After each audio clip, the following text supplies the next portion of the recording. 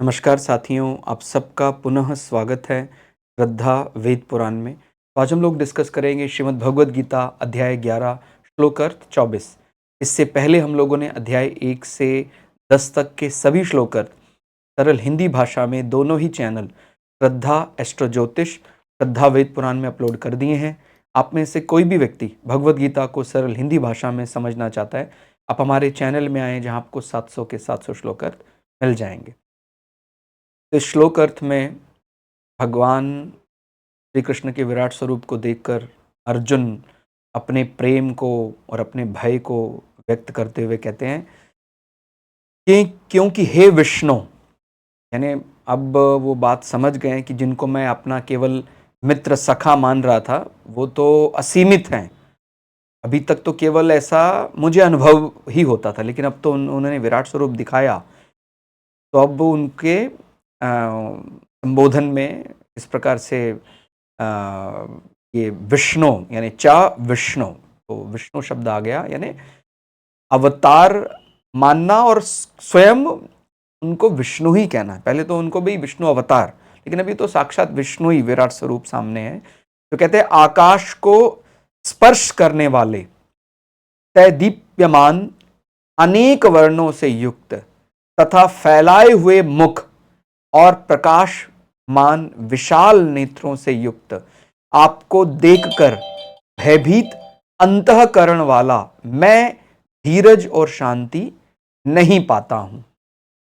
तो जैसे इससे पहले वाले श्लोक अर्थ में भी हमने इस प्रकार रखा था कि जब ये भक्ति का ही एक फेज होता है, जब हम भगवान को जितना विशाल समझते हैं उस विशालता से भी ज्यादा विशाल भगवान समझ में आता है, तो वो एक प्रकार रोमांच से हम भर जाते हैं। तो उसको एक माने उसका जो अहम है व्यक्ति का, वो पूरा डगमगा जाता है कि मैं तो ऐसा समझता था, मैं ऐसा समझता था, लेकिन भगवान तो मेरी कल्पनाओं से भी बहुत विशाल हैं। तो वो आकाश को स्पर्श करने वाले और जिनके तेज की कोई सीमा नहीं है, और उनके वर्णों में यहाँ पर हमें भाव भी समझने हैं कि केवल तो सामान्य अर्थ रंग तक ना रखकर कि भाई ये सत्व रज तम, उस विचार में भी इसको समझना है।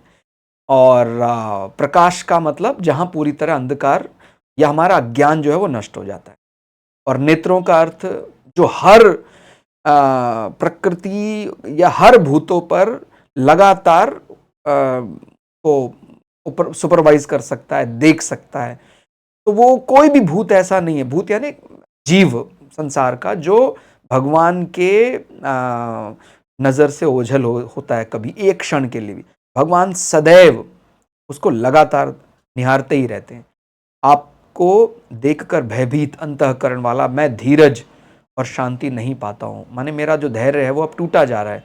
इतना अधिक माने आपने विशेष नेत्र दिए हैं, उसके बाद भी वो मेरे उन दिव्य नेत्रों से भी मैं आपको नहीं देख पा रहा हूं। और मेरा जो अंतर मन है, मेरी जो ये इंद्रियां हैं, जो इंद्रियों के जरिए मैं आपको समझने का प्रयास कर रहा हूं, वो अब और ज्यादा अधिक आपके रूप को नहीं झेल पा रही हैं, सक्षम नहीं है देखने में। थोड़ा और सरल करके यदि समझें, आकाश को छूता हुआ यह संकेत है कि ईश्वर सीमित नहीं, वे काल, देश और आकाश से परे है।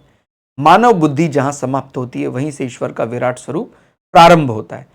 और यहां पर जैसे मैंने बोला रंगों की बात है या वर्णों की बात है, तो अनेक रंगों से चमकता हुआ यह दर्शाता है कि सृष्टि की समस्त विविधता, सभी गुण, सत्व रज तम, हर शक्ति और ऊर्जा उसी एक में समाहित है। ईश्वर केवल श्वेत शांति नहीं, वे संपूर्ण ब्रह्मांडीय क्रियाशीलता भी है। खुले हुए मुख का अर्थ यहां होगा कि ये खुले मुख संकेत है काल के, संहार के, कर्म फल के निकलने वाले सत्य के। माने जैसा जैसा जो जो कर्म करेगा उसी प्रकार से उसका फल भी मिलेगा। उसमें अच्छा कर्म भी हो सकता है, बुरा कर्म भी हो सकता है। जीवन अवधि पूरे होने के बाद हमें जाना भी पड़ता है, फिर ये जन्म मृत्यु का चक्कर चलता है। तो ये एक प्रकार उस मुख में जाते हुए भी दिख रहे हैं और वहीं से निकलते हुए भी जीव दिखाई देते हैं। तो कहते हैं ये सृष्टि, सृजन, प्रलय, समय आदि को भी दर्शाता है। यह दृश्य अर्जुन को याद दिलाता है कि कोई भी कर्म ईश्वर से छिपा नहीं है। यानी एक प्रकार भगवान हर व्यक्ति को सुपरवाइज कर रहे हैं और उन्हीं के मुख में ही वो, जैसे अलग अलग कौरव पक्ष के योद्धा भी और कई पांडव पक्ष के योद्धा भी उन्हीं के मुख की ओर जाते हुए दिखाई देते हैं। तो जब समय पूरा हो जाएगा तो फिर हमें अपना काल अवधि के बाद जाना भी पड़ेगा, तो उसमें संहार भी दिखाई देता है और काल का भी परिचायक माना जा सकता है। विशाल तेजस्वी नेत्र यह दर्शाता है कि ईश्वर की सर्वदर्शिता, वे सब कुछ एक साथ देख सकते हैं, भूत वर्तमान भविष्य, और वो भी समस्त जीवों के लिए। ठीक हो गया, तो वो एक साथ दिखाई देता है। मेरा धैर्य टूट रहा है, मन की शांति समाप्त हो गई है, यह बहुत गहरा सत्य है। मानव मन सीमित है, जब वह अनंत सत्य से अचानक साक्षात्कार करता है तो भय और कपकपी स्वाभाविक है। माने मैं सोचता हूं भगवान वैसा होगा, भगवान ऐसा होगा, तो जब साक्षात उसके दर्शन हो जाते हैं तो फिर वो भय और कपकपी स्वाभाविक है। लेकिन ये कोई वो डर, वैसा तामसिक डर नहीं कि भाई भगवान के तेज के सामने कोई पापी व्यक्ति है वो भाग जाता है देखकर, वैसा डर नहीं है। वो कि भाई आपके इस तेजोमय स्वरूप को मैं और बर्दाश्त नहीं कर पा रहा हूं प्रभु। तो यही विनम्रता और भक्त का जो भगवान के प्रति प्रेम है। यानी आगे चलकर आप जैसे पढ़ेंगे कि भगवान अभी फिर उनसे प्रार्थना करेंगे कि अब मुझे चतुर्भुज शांत रूप के दर्शन कराएं।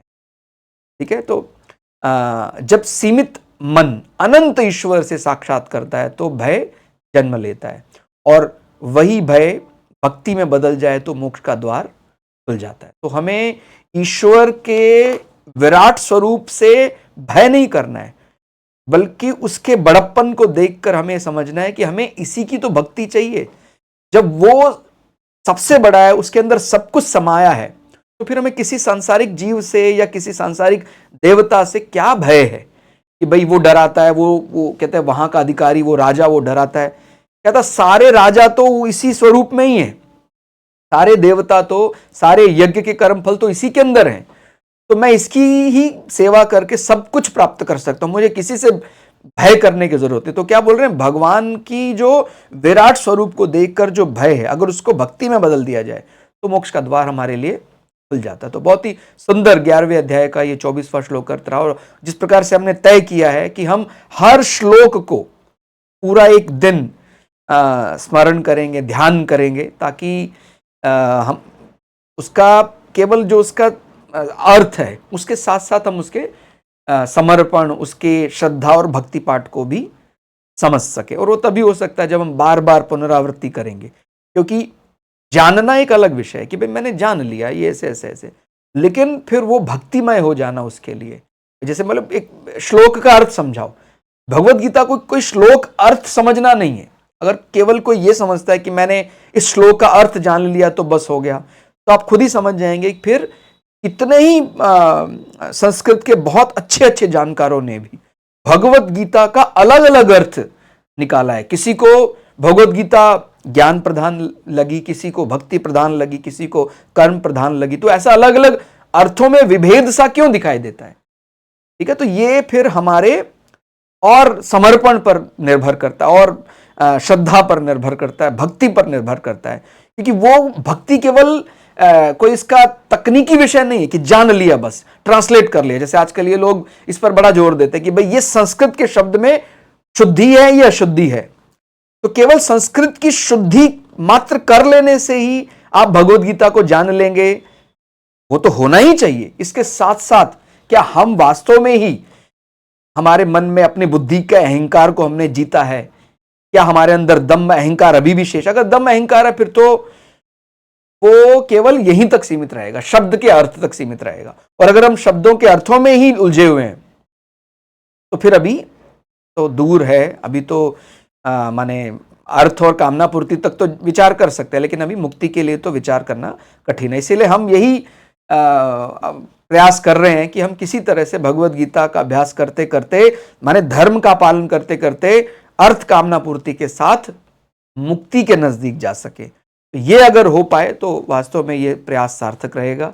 आज का ये श्लोक अर्थ फिलहाल इतना ही। आपको श्लोक अर्थ कैसा लगा आप कमेंट करके हमें जरूर बताइएगा। मिलते हैं अगले श्लोक अर्थ के साथ, तब तक के लिए जय श्री भगु पराशरा, जय श्री शुक्राचार्य, नमस्कार।